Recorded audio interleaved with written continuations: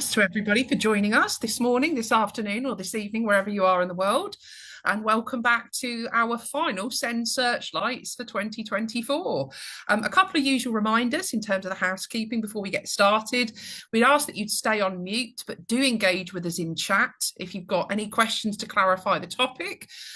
Or indeed, I'm going to invite you to share some ideas with us in the chat today. But any questions about possible future webinars, do pop those into your registration form that you'll receive after today's episode, along with the recording and any other things that we might mention therein. So today's episode, well, this time of the year lends itself, doesn't it, to periods of reflection and preparation for the new year. And so with that sentiment in mind, Polly, Debbie and I decided that we are going to take some time to think back over the last year and some conversations that we've each individually had with teachers or practitioners in schools or settings to celebrate the work that you guys are doing. And what we hope to do then is to make some connections between those and some of those highlights that we've seen with some opportunities for learning. So we might direct you back to some previous episodes where you might have missed some potential content that could be useful, or even make a suggestion for a bit of recommended reading. I don't know that it's something you necessarily would like to take on over the winter break, but it is certainly something that we would enjoy sharing with you and hope that you'd find valuable. But before we get to that, we wanted to start with a really big thank you to you all. Across this year's Send Searchlights, we've had registrations from over 1,600 practitioners across 50 plus countries, and we've received in excess of 160 questions across a range of different themes. So it's been a really exciting experience for us to support you in answering those questions. And we've tried to do that as many questions as we can in the 9 episodes that we've hosted, but we are looking forward to coming back in January and tackling more of those questions with the able support of some exciting experts who are going to continue to join us and guide you to some resources that we hope will be useful. So let's get our reflections underway. And as I mentioned, as we do, please feel free in the chat to share any of your own personal highlights. We'd love to hear those, and or professional reading recommendations, because I'm certain that I will benefit from that, and there may be others in the chat who would too. Now, Debbie is with us today, but she's having some technical issues with her camera, so she's going to keep that off, but we will be able to hear her. So Debbie, can I pass over to you and ask you to kick us off with some reflections? Yes, thank you, Emma. As we come towards the end of yet another busy year in the practice side of the company, and as I look back over the year, I would like to reflect on a subject that we covered in our September webinar, which was inclusion. This brought to my mind a conversation that I had had with a school recently who was struggling to get 1 or 2 of their students to engage with accelerated reading and quizzing. The students were disruptive and were stopping other students from participating in the lesson. I suggested that the school try a strategy that I had used when I was working in an SEMH school, and I was using the Renaissance products. I had one student who was displaying very similar behaviour that the school was encountering. He was a year 9 student with a reading age of approximately 9 years and 3 months. He was disengaged with learning and was disruptive in lessons, resulting in him having to work on his reading on a one-to-one basis with a member of staff from our Behaviour and Education Support Team, or BEST as we used to call them. And he had to work away from the classroom. As he was leaving the class on one occasion, he made a throwaway comment. "I would read if there were any decent books in this library." This made me think, and as a result, I arranged to take the class to a local bookshop, and I allowed them to choose 4 or 5 books each, with the proviso that if there was not a quiz available on the book, they would write one for me using the teacher-made quiz feature on Accelerated Reader. The students concerned chose 4 graphic novels that did not have quizzes and 2 fiction novels that did. He read the 4 graphic novels and wrote me a quiz after each one. And surprisingly, he scored 100% each time. He then went on to read both of the fiction novels and scored highly on those as well. I would like to say that this made him a prolific reader and I couldn't keep him out of the library after that, but I would be lying. However, he did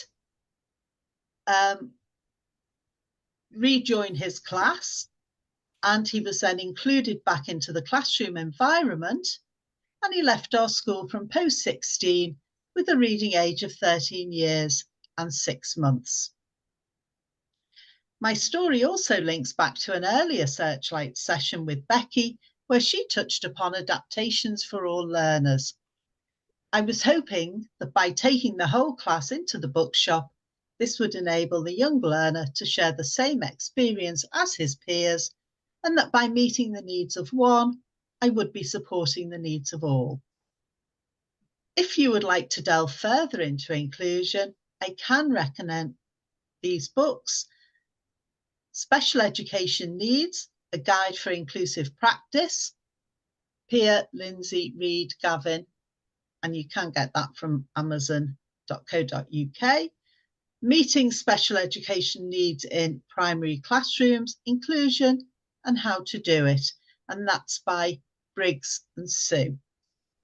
I would now like to pass you back to Emma to continue with our reflections. Thank you ever so much, Debbie. So it's been a particularly busy year for me as the education specialist for SEND and Wellbeing.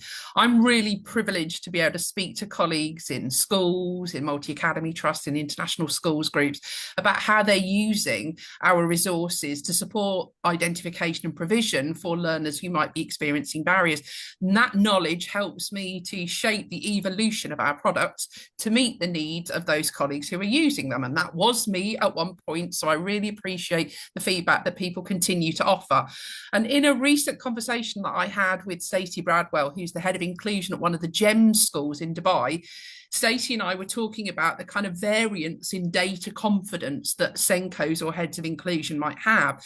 Some people really loving the numbers and other people feeling like there's just too many of them and not really sure what to do or where to start. And I was really pleased to hear how valuable she found the tool, the Cat4 Learner guide and the reading support pathways to help what she described as a better visualization experience for the data as they were telling the story of the students' needs and that kind of wider contextual picture, which is so important and we've spoken about so much this year. And that comment resonated with me again when I was reading a book that's come out very recently by David Bartram and Natalie Packer called Beyond Boundaries, which is a really brilliant compendium of case studies from leaders across schools and MATs in the UK. Although I would say, having worked overseas, that the learning is just as applicable if you are based in an international setting. And in that book, CEO of Woodland Academy Trust, Nav Sanghara, described the Trust's approach to cultivating excellence for learners with SEND. And I want to share you a quote. So I'm just going to look my eyes down as I read from that. So Nav says, our journey begins with the understanding of the unique needs of SEND learners in primary education. Each learner's needs are unique as their personalities and therefore require a tailored approach. It's crucial to recognise that high expectations do not equate to a one-size-fits-all approach. Rather, they come from focusing on every learner's potential to achieve their personal best.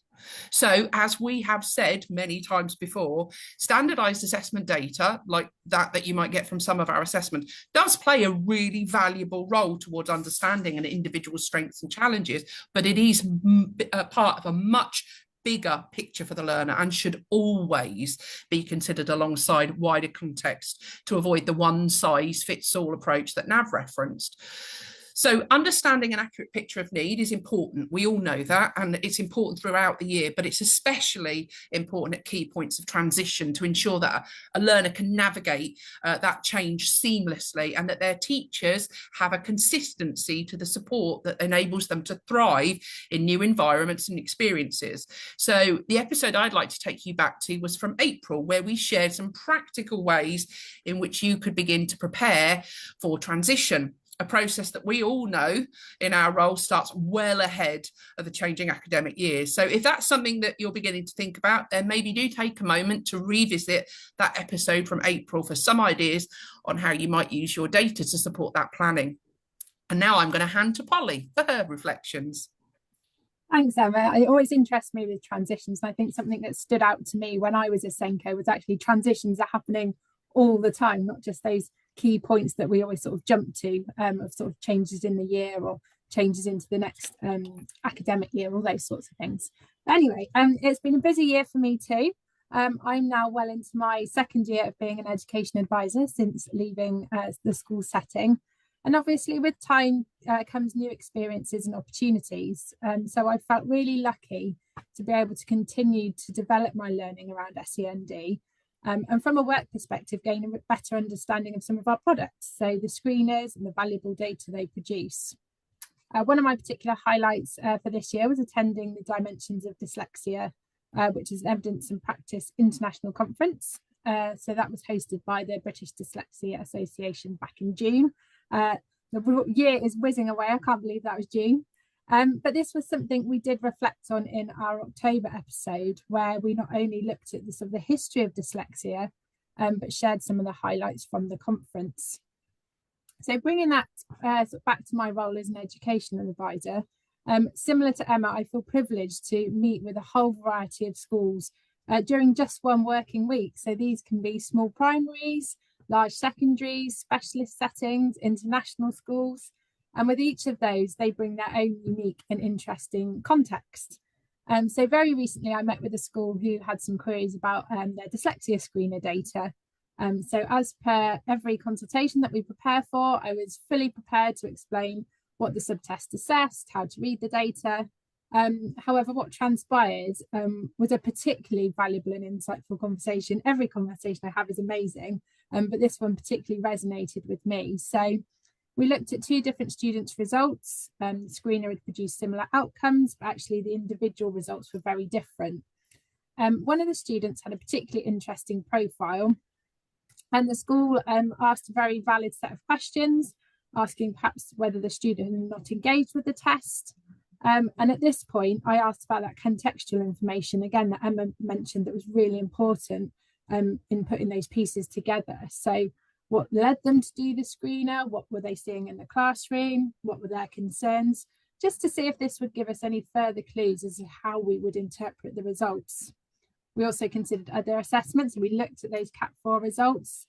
And it was at this point when we did this, we could see some correlations between some of the results. And putting those assessments together, we could see that actually the student appeared to have a strength in the more pictorial diagram-based subtests, so both in the dyslexia screener and the CAT4, which just goes to show that based on that data alone, it did reveal that potentially the student had some barrier to learning, but perhaps it wasn't dyslexia in isolation. We were finding those strengths, but also finding those areas of challenge. And it was at this point that the light bulb sort of pinged for the school, as they could see how using the data and triangulating it gave them a greater insight into the strengths and challenges of the learner, again, against their own observations, the views of the parents and teacher judgment. And by the end of the meeting, they basically concluded that they felt that their toolbox was a little bit fuller. They were empowered to use their data in that wider context, and felt much more confident and prepared to share the information with the students' parents. And it gave them excitement with the data. So like Emma was saying, that sometimes schools can find data quite overwhelming, but actually they were then excited to use the data to find out more. So to bring it back and conclude my reflection, it is about that the importance of data triangulation, but also reminds us that when we're considering profiles that may be a specific learning difficulty, such as dyslexia, it still isn't a one-size-fits-all barriers to learning, and there's always more to learn and find out about our students.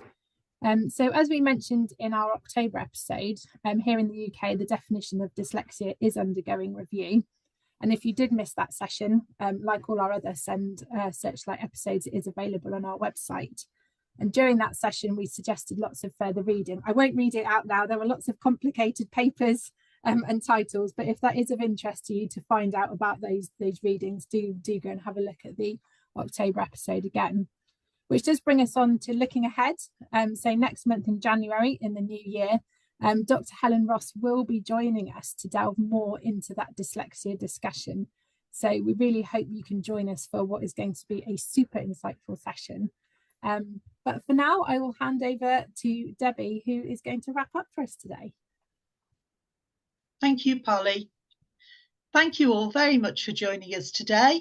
And I would like to take this opportunity to suggest that if you are interested in investigating any of the topics that have been covered today in more detail, please do look at accessing some of the reading materials mentioned, or look back and reflect on our previous SEND Searchlights webinars, which are all available on our website. As Polly mentioned, next month we are very privileged to be joined by Dr. Helen Ross, who will be able to answer any more of your questions on dyslexia. Please do keep sending us your other SEND questions as well, as we will continue to answer your questions related to practice and assessment, as well as sharing more practical tips for your everyday practice. All that remains now is to thank you all once again for joining us, and to wish those of you who are celebrating the holidays a very Merry Christmas and a happy and prosperous New Year. We look forward to seeing you all again on the 14th of January.